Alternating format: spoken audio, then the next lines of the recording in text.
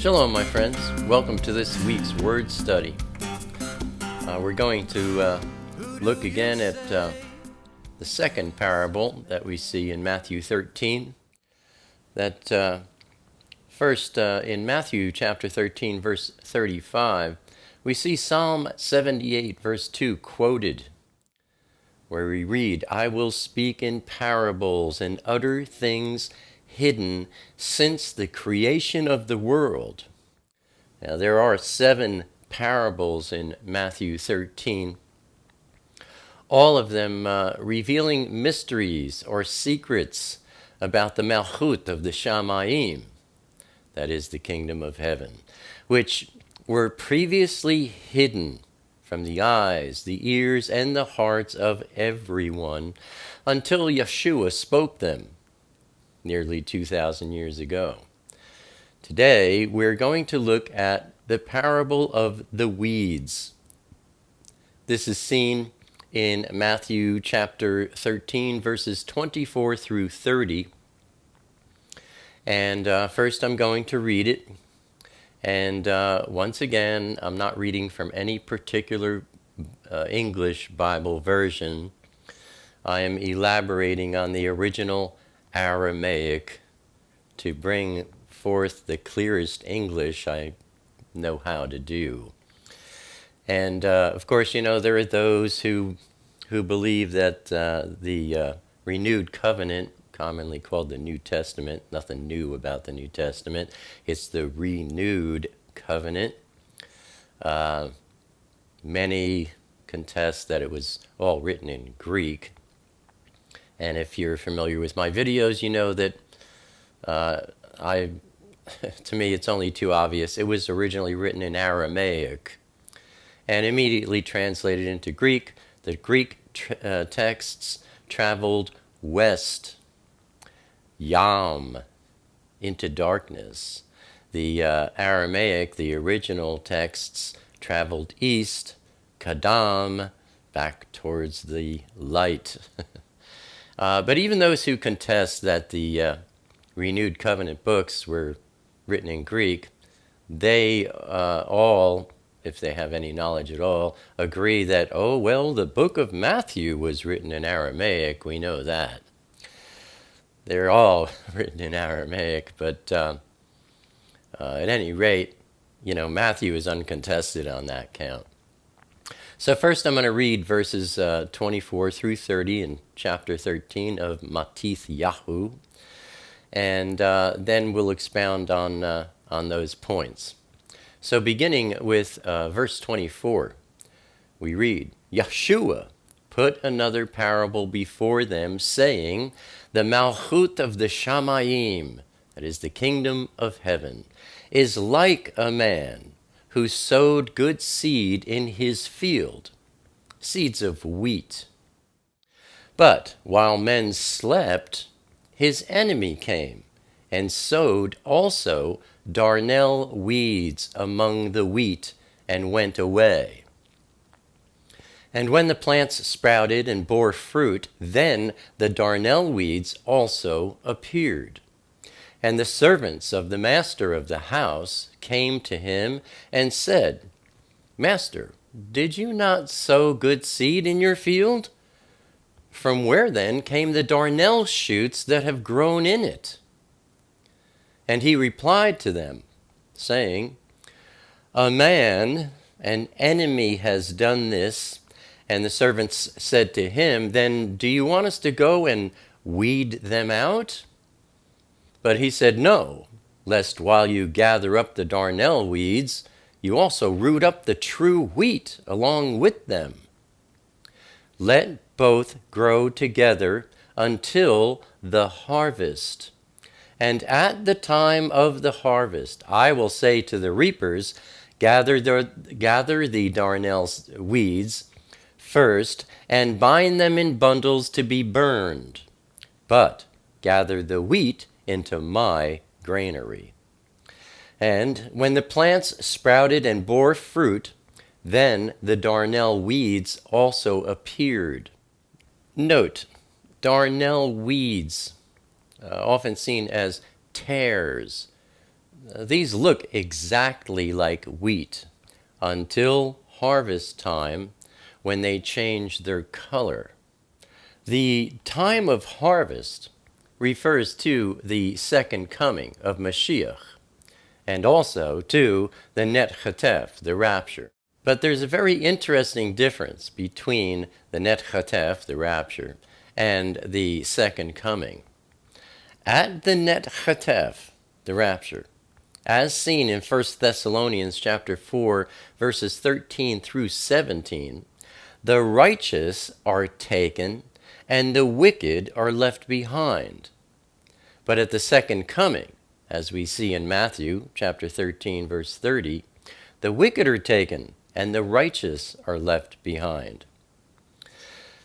Now, also, there are many who teach that this parable is about churches being filled with wheat and tares. But Yeshua was never referring to churches. And I can't for the life of me, well, yes I can. Pastors and evangelists teach this false doctrine because they don't read the Word. They only spout out the man-made doctrines of their religion. Yeshua makes it all clear enough in verses 36 through 43 in chapter 13, where we read that his Talmudim came to him saying, "Explain the parable of the darnel weeds in the field to us." And Yeshua answered them, saying, "He who sows the good seed is the bane of Adam." As we saw in last week's study, the sower is Yeshua. Yeshua continues saying, the field is the world, not churches or religions. He tells us clearly the field is the world.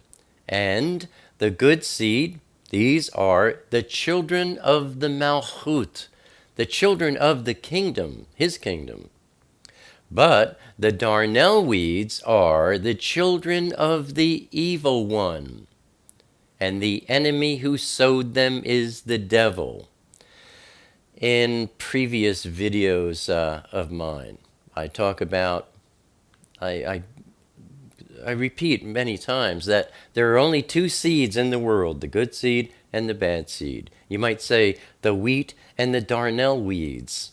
This is what Yeshua is talking about here. We have only two kinds of seed in this world. The good seed, the children of the Malchut of Elohim, the children of the kingdom of Elohim. And the bad seeds, the children of Satan, the children of the evil one.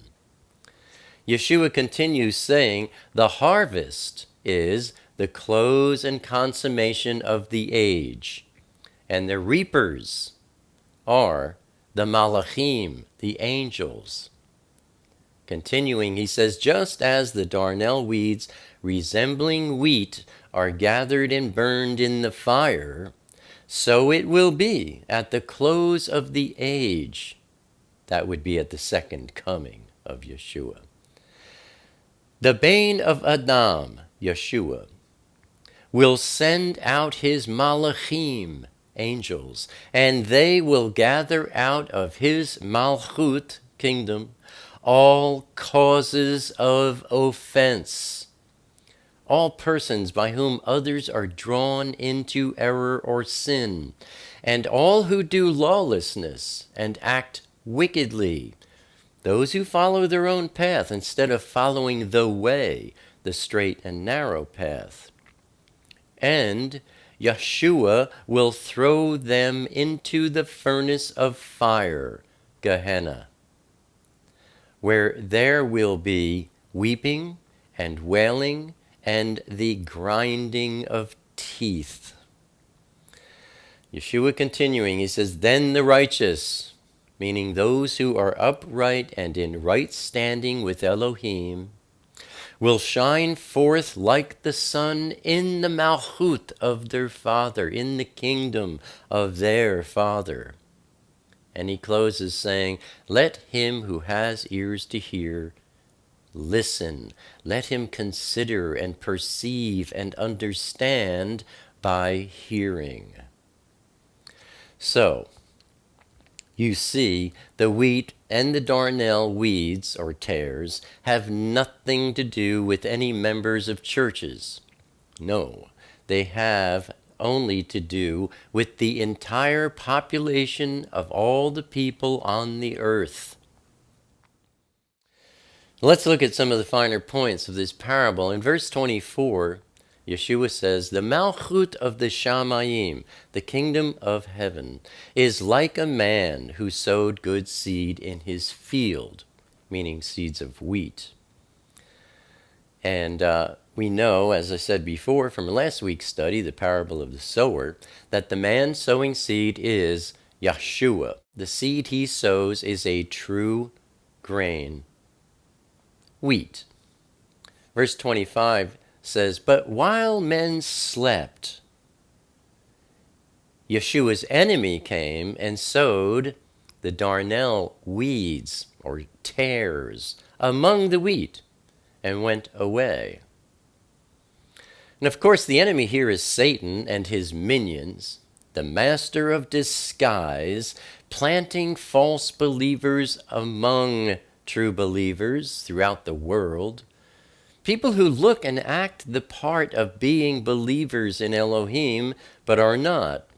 False seeds, darnel weeds, or tares, that look exactly like the good seed, wheat, until harvest time, the second coming, when their colors change.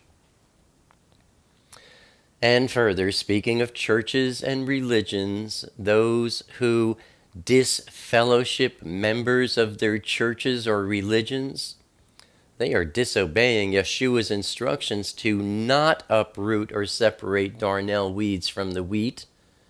That is something he will take care of himself at the end of the age.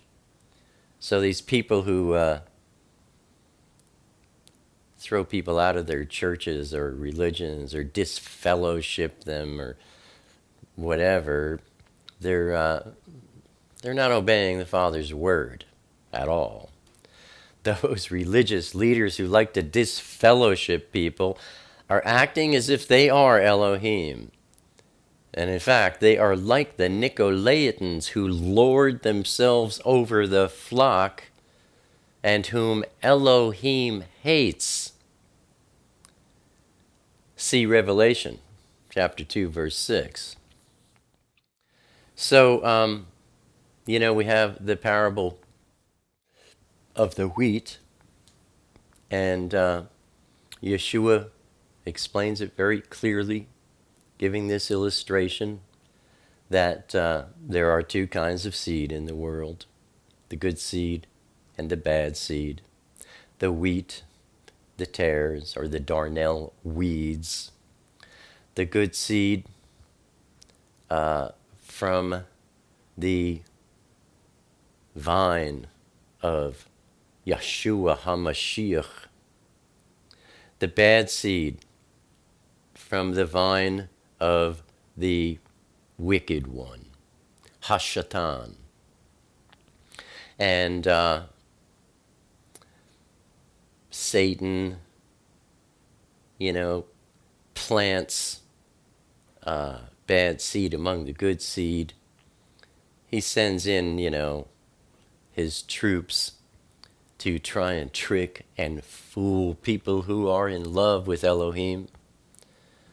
And he sends in people who make believe they're in love with Elohim, the master of disguise.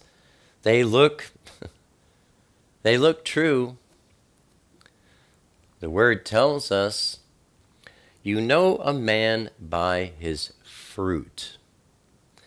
The fruit of the Ruach, the fruit of the Spirit. If someone is of the good seed of Yeshua, they will be bearing the fruit of the Ruach. Patience, kindness. You can look at the the full list over here. One of my favorite ones is self-control. Someone who really is receiving the filling of the Ruach, not just the indwelling. And as I've explained many times before, people who pray to Abba Father to make his son Yeshua their master, the Father puts his indwelling Ruach, his Spirit, in them. That's one thing. But the filling of the Ruach only comes if that person's desire to know Elohim doesn't stop and continues to grow. The more time they spend in the Word, the more time they spend in prayer and in fellowship, pitching their tent with him, and eventually he starts pitching his tent with them. The filling of the Ruach starts to grow in them. And the fruit known as self-control, it's the last one listed in that list, I think, because you have to go through everything in the list, in the order that's there. And the last one, when you really have the filling, you have self-control. That's a real sign. But, Satan is putting the bad seeds in there, and Yeshua says, leave it alone like that. This is how the Father wants it. Because if you try and root them out, you might mess up some of the good seed in the process. Leave it alone until the second coming, until the harvest time. The Father has his plan, and he knows what he's doing. You don't touch anything. You just leave it as it is. And those who are of the good seed and who are growing in the filling of the Ruach, the bad seeds aren't going to fool them. The bad seeds aren't going to influence them. Nonetheless, to the average person, to the naked eye, they look like all the others. The bad seed look just like the good seed until harvest time. And this is true with the darnel weeds versus the wheat. It's not until they ripen and it's harvest time, the darnel, they change their color, and then you can really see. Well, the tribulation is, where everything ripens and those true colors will be seen. And certainly when Yeshua returns with those who were taken in the Nechatef, those bad seeds are going to be more than obvious. So there's the parable of the wheat and the tares. And again, these 7 parables in Matthew 13 are Yeshua's teachings which reveal knowledge to those who have eyes that see, ears that hear, and hearts that understand about the secrets and the mysteries of the Malchut, of the Shamayim, the kingdom of heaven. That is, the physical part of the Malchut of Elohim, the kingdom of Elohim. Kingdom of heaven is just a small part of the kingdom of Elohim. And the kingdom of heaven, the Malchut of the Shamayim, is something we will see manifested during the 1,000-year millennium. And that is our study for this week, my friends. As always, I hope and I pray that this study is a beracha to you and yours. And, Abba willing, I'll see you here again next week. Until then, shalom, chavarim. Shalom, my friends.